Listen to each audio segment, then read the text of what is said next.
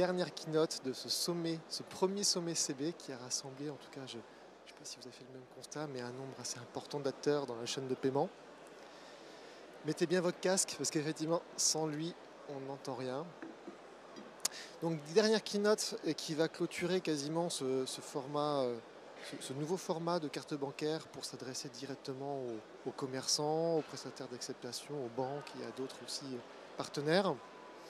Très heureux de vous retrouver pour discuter autour du paiement omnicanal et surtout comment le paiement omnicanal va vous aider en tant que commerçant à booster votre chiffre d'affaires. Et vous le verrez, je vais les présenter juste après. On a deux intervenants de premier choix qui nous ont rejoints pour parler de ce sujet. Alors, je me présente très rapidement. Donc, Alexandre Poutaro, je travaille chez Carte Bancaire et je suis en charge de tout ce qui tourne autour du paiement e-commerce. Donc, ça peut être le produit, les évolutions, le business développement. Et ça inclut notamment le paiement omnicanal qui est quand même un sujet qui marque les esprits depuis plusieurs années déjà. On va en parler.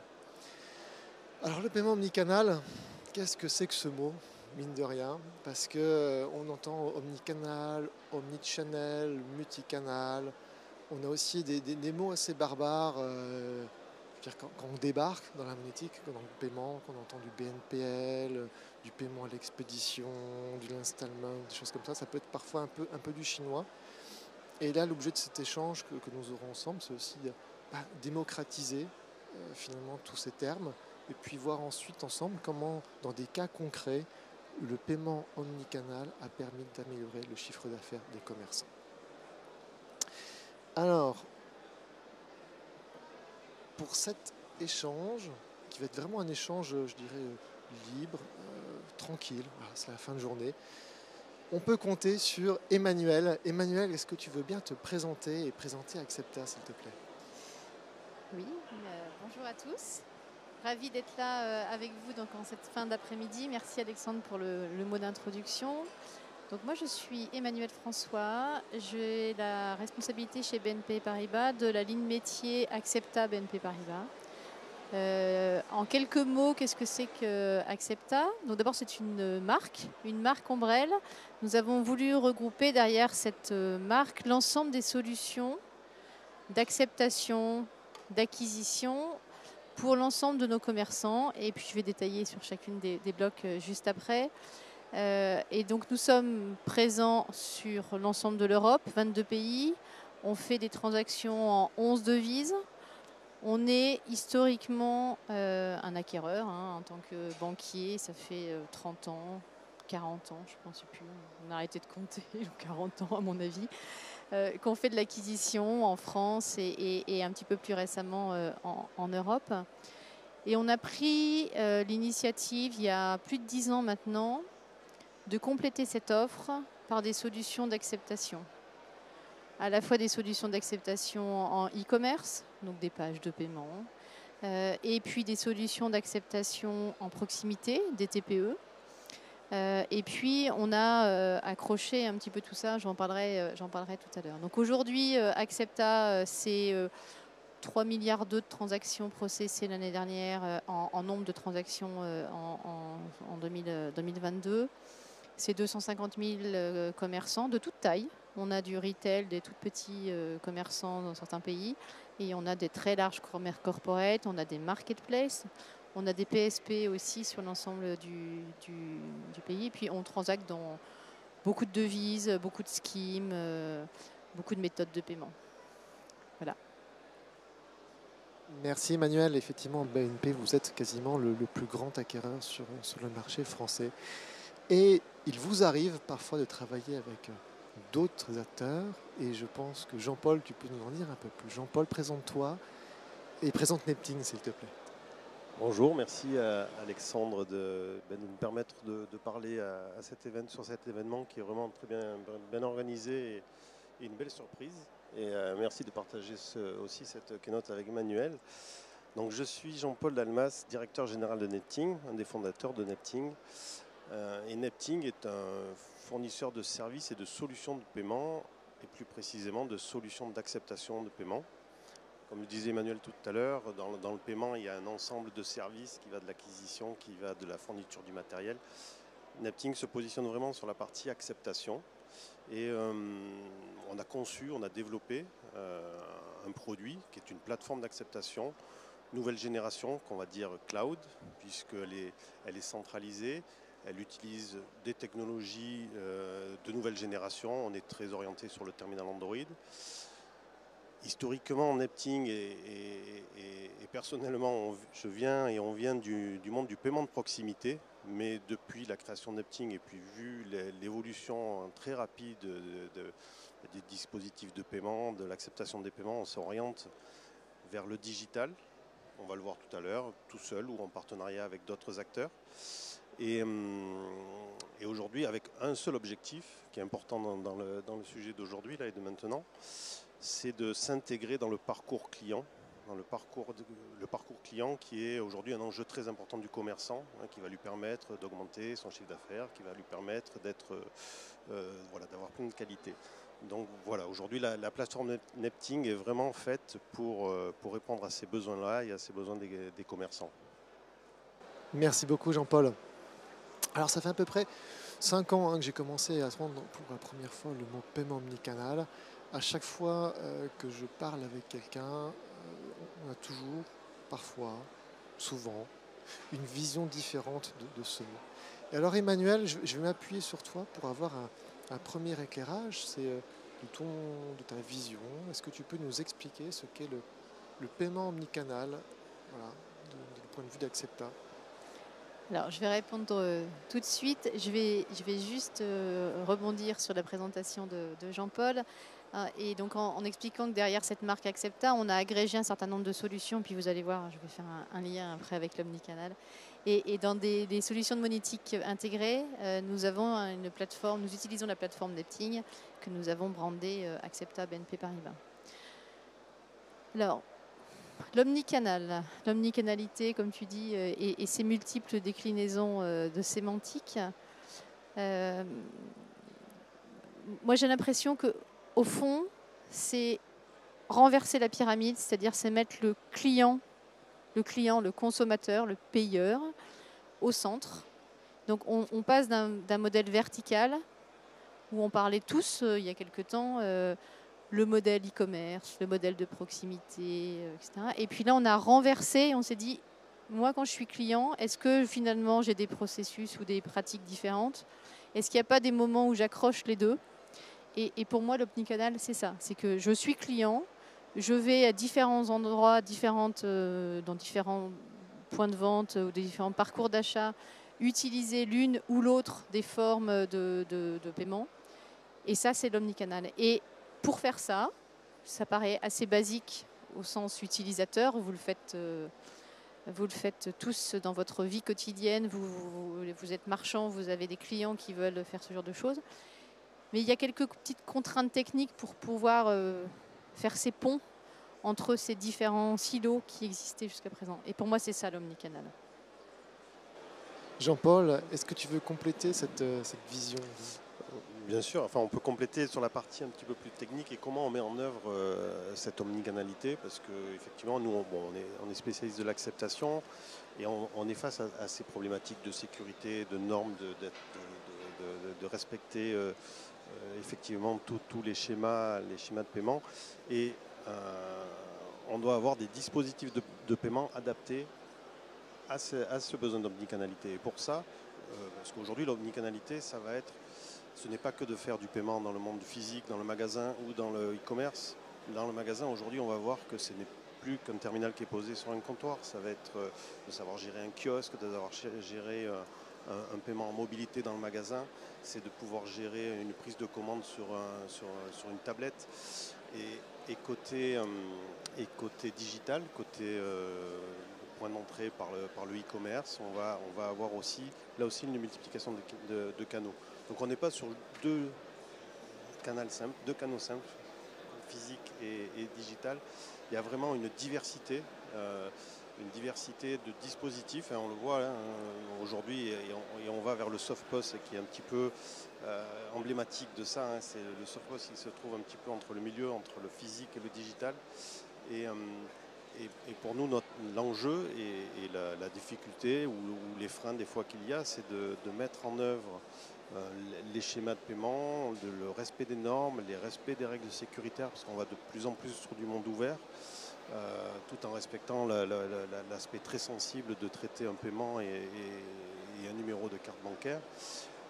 Alors c'est vrai que la technologie d'aujourd'hui, quand je dis la technologie, c'est l'Android, c'est les tablettes, c'est les nouvelles générations de terminaux. On était les premiers en France en 2018 à être agréés sur du terminal Android.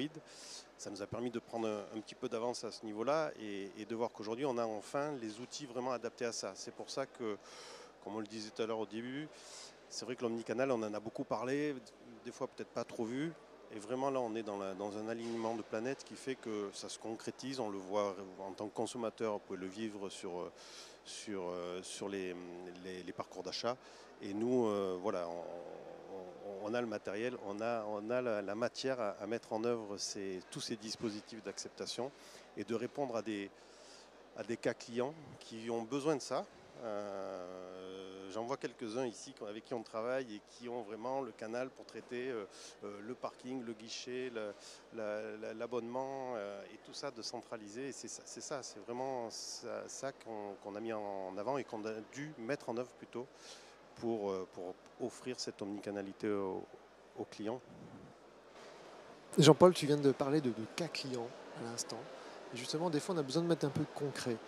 Et Emmanuel, est-ce que tu as des exemples de situations d'omnicanalité que vous avez mis en place? Alors, si possible, si ça a été fait main dans la main avec Nepting, c'est encore mieux. Est-ce que tu peux nous donner quelques exemples, les plus beaux? Alors, on en a un qui est, je dirais, le cas d'école et l'expression finalement de beaucoup de problématiques que vous, commerçants, vous pouvez rencontrer. C'est ce que nous avons déployé pour le tournoi de Roland-Garros. Donc, vous n'êtes pas sans savoir que BNP Paribas et Roland-Garros, c'est une grande histoire d'amour. Et il y avait une problématique que vous connaissez en tant que spectateur de Roland-Garros, qui était de ne pas manquer du chiffre d'affaires. Et tout le monde se précipitait dans la boutique, évidemment, entre les matchs. Et la conséquence, quand le match reprend, vous posez votre t-shirt et puis vous rentrez. Et puis, c'est vraiment du chiffre d'affaires baissé. Il n'y a pas de possibilité de le récupérer. Le tournoi dure 2 semaines. Enfin, c'est assez figé. Et nous avons développé, en lien assez rapproché avec Nepting, une solution complète qui permet beaucoup de use case clients que je vais essayer de vous illustrer pour rendre matériel le côté omnicanal. Premier use case, je suis assis dans le stade, je vais commander sur mon application internet un t-shirt et je vais aller le chercher dans la boutique. Basique, click and collect, tout le monde en a déjà fait. Plein de secteurs d'activité, le textile, le food, etc. Deuxième, je commande un t-shirt et une chaise longue. Mais je n'ai pas envie de rentrer dans le stade avec ma chaise longue. Donc je vais faire un petit arrêt à la boutique pour prendre mon t-shirt et me faire livrer la chaise longue chez moi. Deuxième use case. Vous voyez tous les... Donc là, on est dans le mobilier, avec des achats spontanés en boutique et puis des achats de matériel plus volumineux.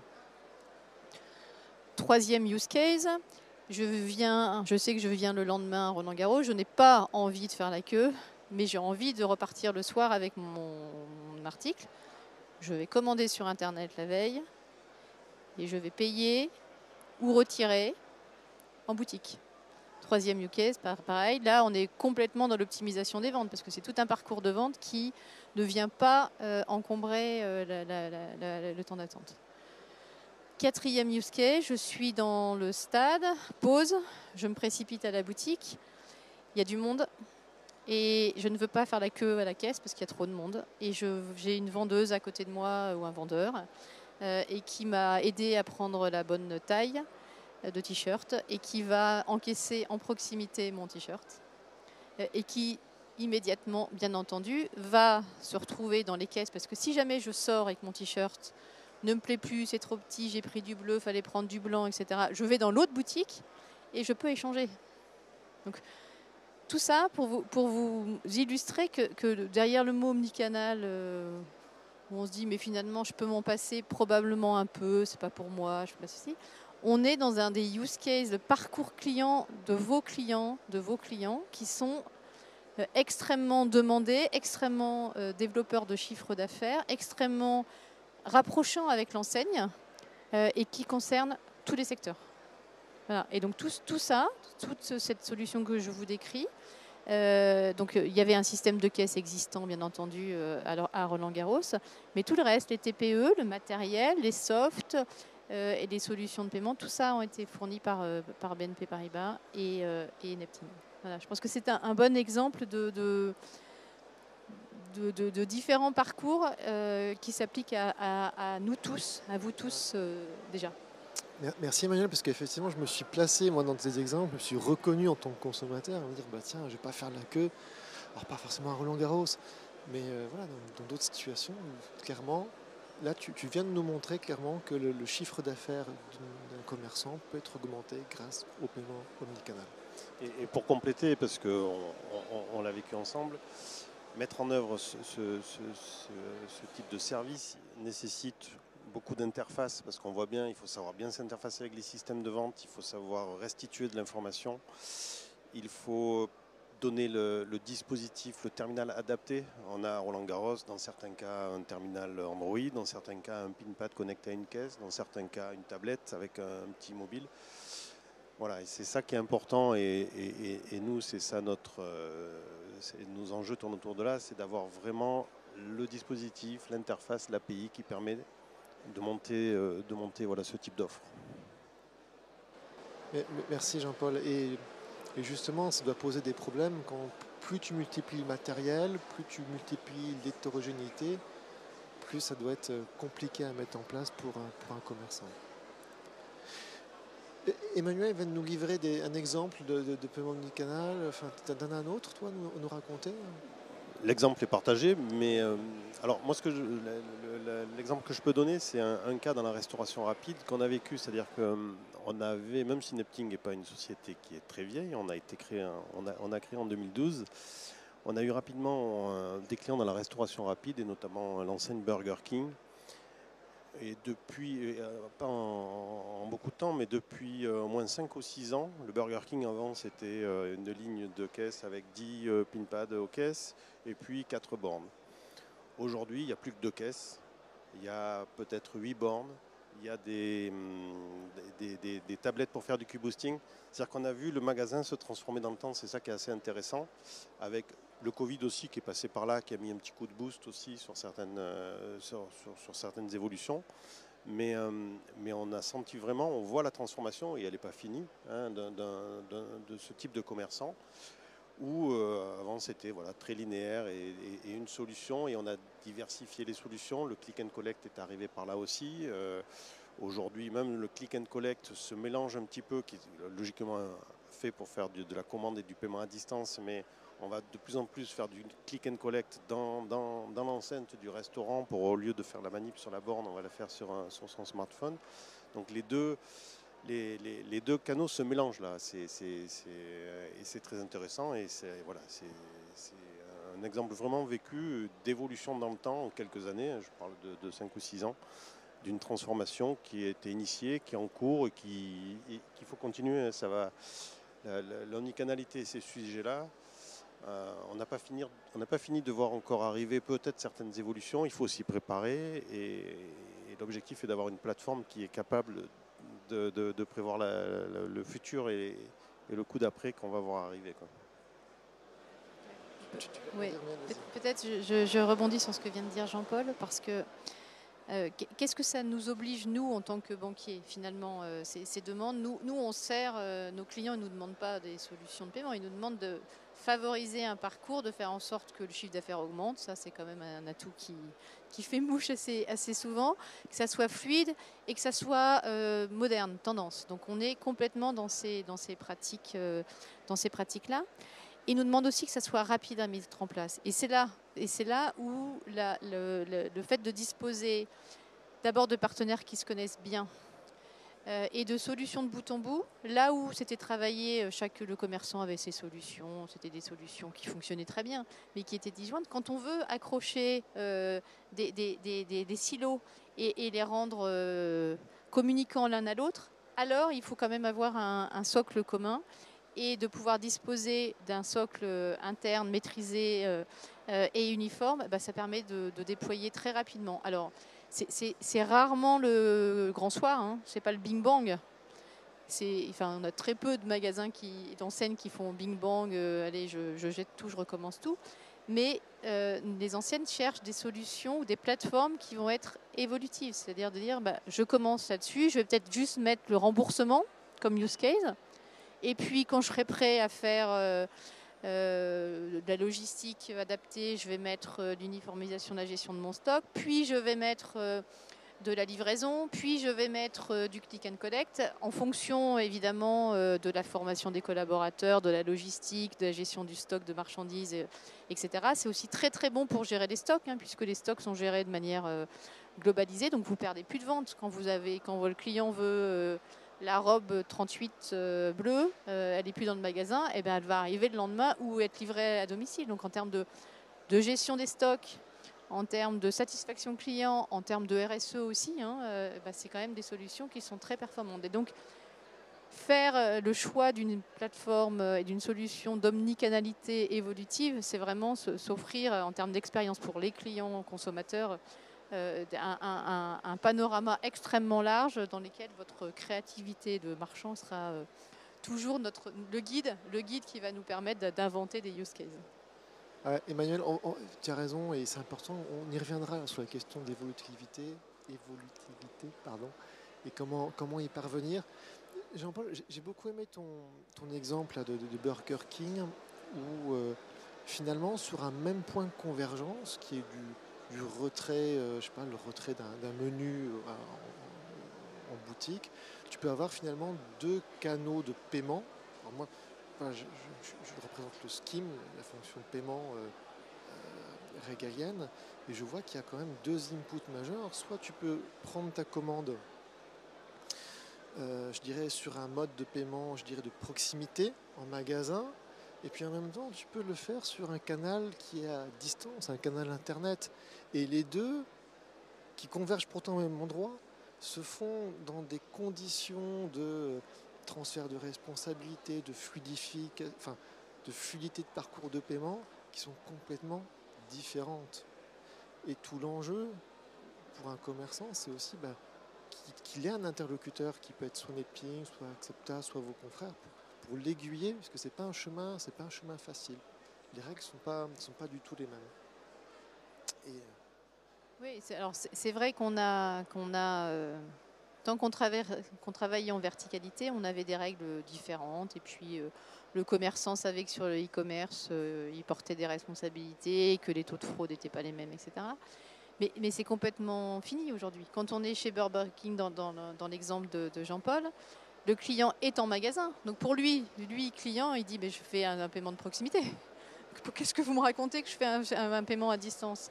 Et nous, il faut qu'on fasse ce reset en disant mais c'est pas un paiement de proximité. Et probablement, ça veut dire que le format d'échange de l'e-commerce va l'emporter. Puisqu'il marche. Alors je vois mes équipes qui se marrent parce qu'elles se disent il va falloir qu'on accélère sur le e-commerce. Mais probablement que c'est ça qui va se passer. Parce que ça va devenir le truc le générateur commun. Ça vous a pas échappé à personne qu'on a de plus en plus de transactions qui font l'objet d'une autorisation. Ça a bouleversé quand même nos environnements, nos outils, etc. Mais c'est aussi pour cette raison-là. C'est vrai que, juste pour compléter, aujourd'hui, je disais, ces deux modes d'acceptation se mélangent en fait. Il y en a peut-être qu'on va plus faire de différence d'ailleurs, parce qu'il y a un peu des deux. Et effectivement, d'avoir cette historique un petit peu séparée, il va falloir peut-être mettre des choses en commun parce qu'on ne fait plus la différence. C'est vraiment ça. Ouais. Il y a un autre exemple que j'aime beaucoup, c'est celui du magasin, le magasin autonome. Vous savez, ça se fait beaucoup, les petits box où je rentre dans un petit local, ça peut être un conteneur, il y a des articles, je me sers, et puis Et puis, pof, je paye sans insérer ma carte, entre guillemets, parce que dans le magasin, on a vu que j'avais pris tel article, il y a des systèmes de balance qui mesurent, qui pèsent ce que j'ai pris. Enfin, et voilà, c'est une autre illustration de quelque chose qui est fait en proximité, sur lequel il y a un paiement à distance, entre guillemets. Le temps passe et Emmanuel, est-ce que le paiement omnicanal, c'est toujours un besoin? On a parlé, ça fait 5 ans qu'on en parle. Est-ce qu'aujourd'hui, en 2023, c'est encore quelque chose qui est dans la bouche des commerçants, qui a une demande forte? Alors oui, mais je ne vais pas le formuler comme ça. Ouais. Je veux dire, le parcours d'achat, les solutions de parcours d'achat sont une demande et l'omnicanal est une réponse. Mais on ne vient pas nous demander est-ce que je pourrais avoir l'omnicanal, s'il vous plaît. On vient avec des use cases de clients et on trouve des solutions pour offrir aux clients la possibilité de payer de manière la plus fluide possible, la plus invisible, la plus universelle, la plus acceptée. Parce qu'il y a des clients qui n'aiment pas ces genres de moyens de paiement. Et donc, il faut aussi offrir d'autres solutions pour ce cas de figure. Donc oui, on nous en demande beaucoup, beaucoup, beaucoup, avec cette perception de complexité. Et donc, on vient aussi nous aider à trouver par quel fil le prendre. Et donc, nous, notre conseil de par quel fil le prendre, c'est step by step. Alors, je vois le temps qui passe. Il va falloir qu'on clôture cet échange qui était assez riche. Jean-Paul, et ça va être quasiment le mot de la fin, ou l'avant-dernier mot de la fin. Quelles sont tes attentes vis-à-vis de CB dans ce qu'on vient d'évoquer? Alors les attentes qu'on peut avoir, et on en a un petit peu discuté en préparant cette keynote, c'était, comme on l'a vu, on parle beaucoup de diversification des canaux, des différents modes. Voilà, il y a beaucoup d'éléments, il y a beaucoup de possibilités, et ça nécessite des interfaces avec des systèmes et de communiquer entre les systèmes. Et comme l'a fait CB depuis très longtemps, je pense qu'une harmonisation technique, moi je le vois d'un point de vue technique, parce que c'est pas simple de s'interfacer avec un système, parce que quand on en a un deuxième, il parle encore un autre langage, et on va avoir une complexité accrue à chaque fois pour s'intégrer et répondre aux commerçants. Un peu comme l'interbancarité est arrivée avec des protocoles standards. Je pense vraiment qu'il peut y avoir un sujet d'harmonisation ou de bonnes pratiques, en tout cas, pour s'interfacer, pour mélanger un petit peu ces différents canaux. C'est une première chose qui nous concerne directement, parce que c'est des difficultés techniques, et donc après c'est du temps à réaliser. Voilà, et faire s'il y avait des standards d'interface, ça pourrait être génial. Et je dirais après, plus sur l'utilisation, le cas de Roland-Garros est assez emblématique, c'est-à-dire qu'on voit que le consommateur peut avoir plein de modes d'achat, plein de parcours différents, et c'est un petit peu d'éduquer ou de communiquer auprès des consommateurs pour expliquer qu'il peut y avoir tous ces cas-là. J'avais un exemple, on en discutait, c'était on peut maintenant arriver dans un point de vente ou sur un site et puis se dire je ne sais pas trop comment je vais payer. Alors, avant c'était simple, j'allais à la caisse, je payais à la caisse.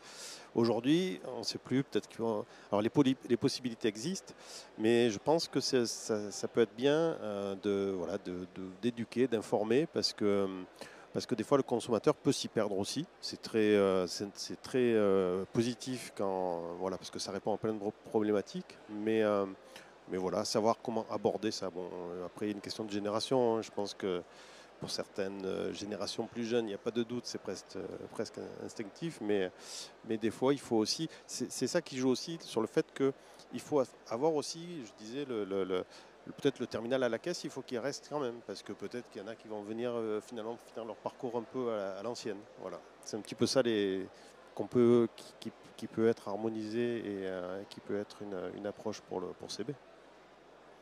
Harmonisation, bonne pratique. Écoute, le message est bien placé. Emmanuel, est-ce que tu as d'autres attentes vis-à-vis de CB, ou est-ce que tu partages simplement ce que vient de dire Jean-Paul? Complètement aligné avec ce qui vient de dire, et sur le rôle de vulgarisation, d'apprentissage, de culture commune et du scheme dans lesquels on s'inscrit complètement. et je dirais, peut-être une autre demande, puisqu'on voit que le paiement dit e-commerce, dans le format dit e-commerce, va arriver comme de plus en plus important, alors il faut que tous les standards du e-commerce, les CLCB et les autres, soient communément mis en place et qu'on ait la même fluidité, les mêmes mesures qu'en proximité. C'est absolument indispensable de rationaliser les deux. Le message est bien passé.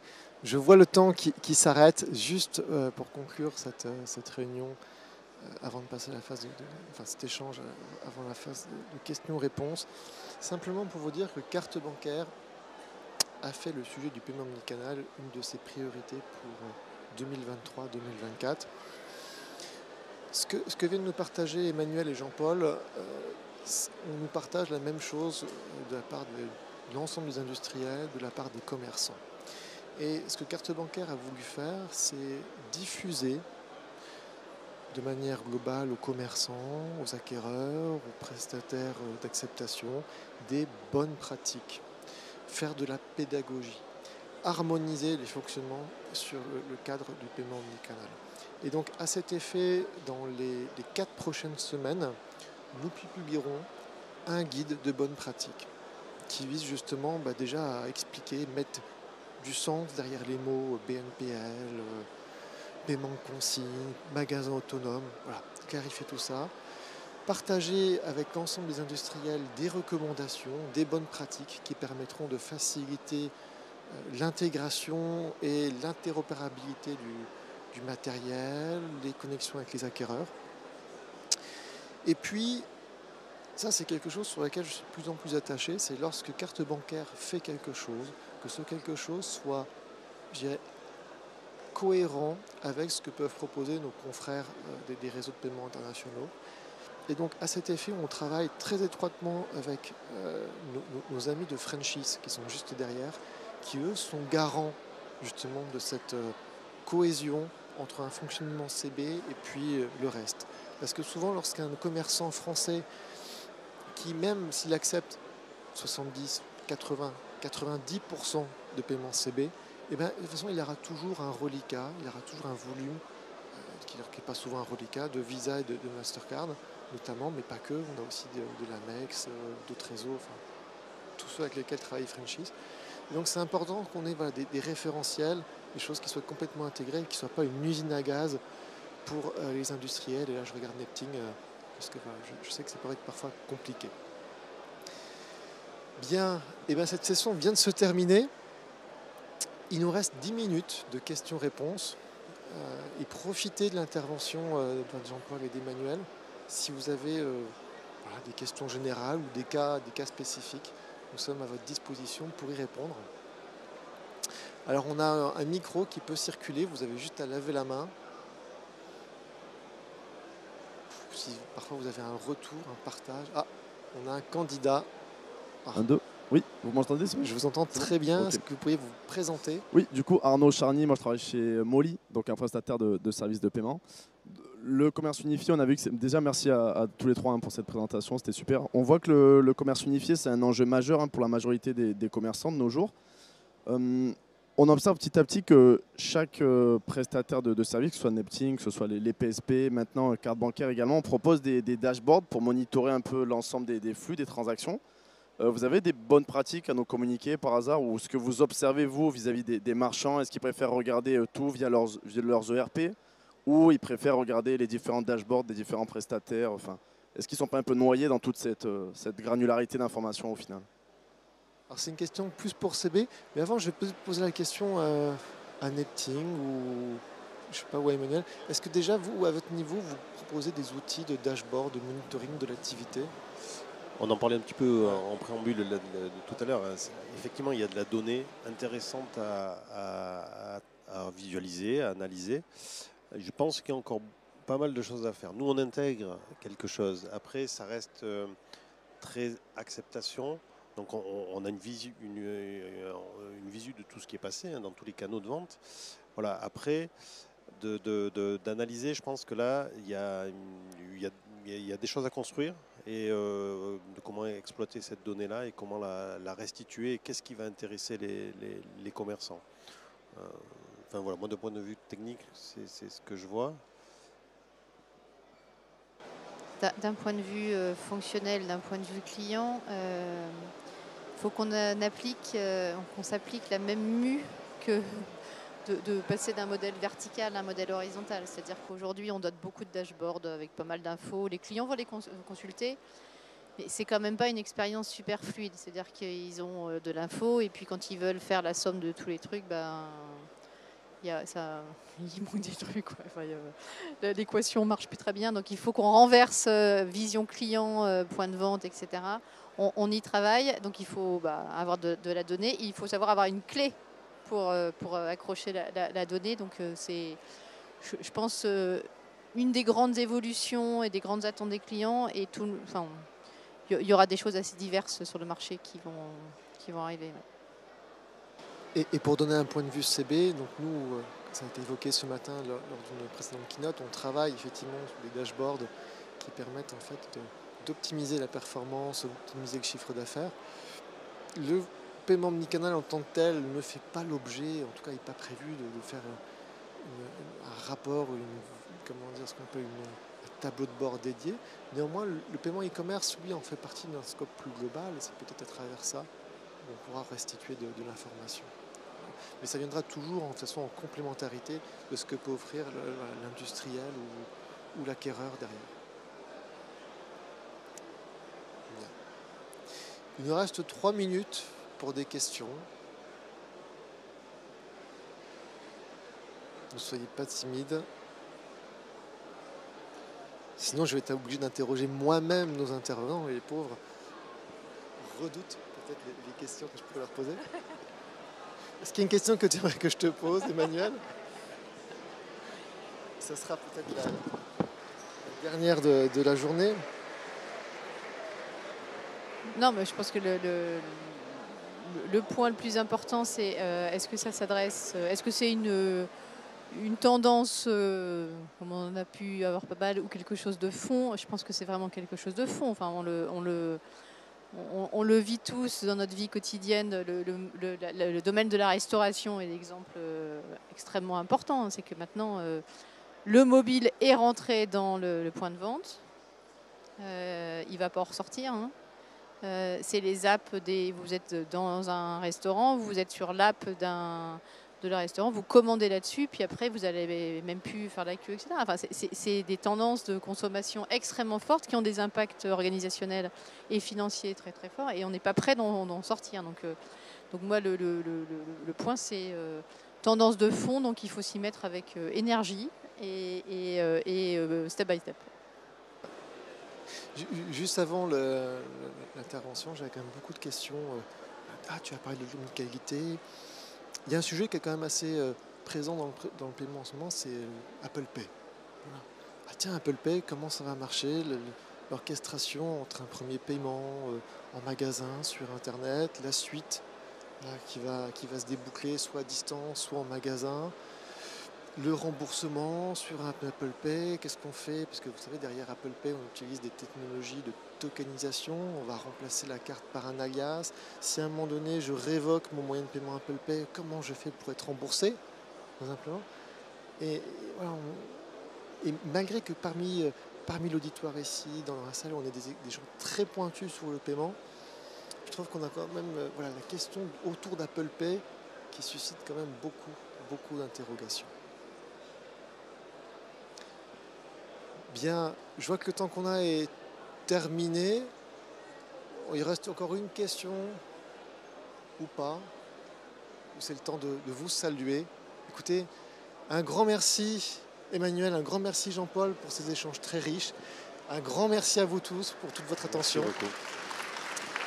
Et ne manquez pas la fin du sommet qui est prévu à 17h. Ce sera un moment convivial pour se retrouver tous ensemble autour d'une belle coupe de champagne.